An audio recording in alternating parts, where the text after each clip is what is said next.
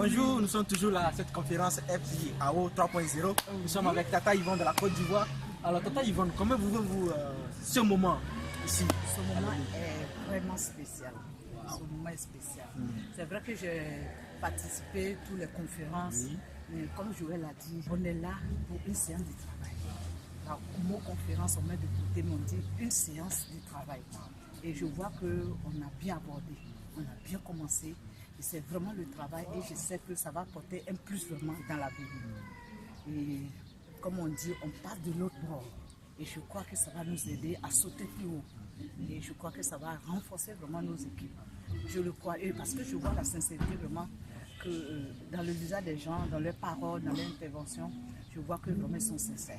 Pour moi, j'attendais ça depuis longtemps. Je dis waouh, c'est vraiment super. C'est super. On passe de l'autre bien bord. organisé, hein? Bien Chapeau, organisé. chapeau. Elle dit bien, bien organisé. Oui, bien organisé. Bien organisé. Chapeau, vraiment à mes fils. Hein?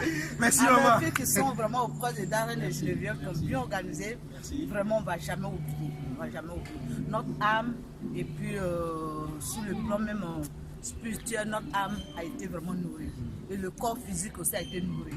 Bien logé, la communion fraternelle. Waouh! Waouh. On passe de l'autre bord, c'est waouh. Une nouvelle saison avec les fabricants de joie, c'est du 3.0. On est ensemble. Bonjour Joël. Bonjour. Pourquoi cette rencontre des responsables FJ? Cette rencontre, elle était planifiée pour donner suite à Lila. Vous vous souvenez, il y a maintenant 1 année et demie, on s'est tous retrouvés, la famille FJ, pour célébrer les 40 ans des fabricants de joie. C'était une belle réunion de famille, une belle réussite. Merci beaucoup à l'Afrique. Et là, on sentait le besoin d'aller maintenant pas plus loin, de continuer à progresser et à se retrouver ensemble pour travailler. Donc, le but de cette conférence, c'est vraiment de pouvoir écouter Dieu ensemble et puis essayer de discerner ce qu'il a sur son cœur pour cette nouvelle saison des fabricants de joie. Wow.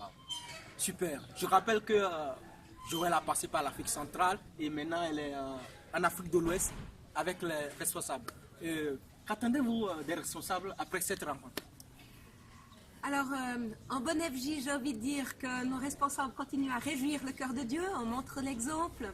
Donc, en ayant des pensées, des paroles et des actes qui le glorifient, qui lui apportent de la joie. Et des choses, on en a reçu, de l'écoute pendant ces quelques jours. Et qu'on puisse tous ensemble, c'est pas seulement les responsables, mais du plus jeune au plus âgé, entrer pleinement dans ce que Dieu nous a dit. Et dans cette conférence en particulier aussi au Togo, Dieu nous a vraiment encouragés à nous soutenir les uns les autres et à nous garder les uns les autres. Et c'est un peu mon mot d'ordre pour les responsables de cette région. Ça fait vraiment plaisir tout ça. Comment voyez-vous l'avenir au sein du ministère des fabricants de joie? Je suis pleine d'espérance. Je suis tout enthousiasmée dans mon esprit pour ce qui est à venir. Je crois qu'on est dans une étape où Dieu va accomplir de grandes choses.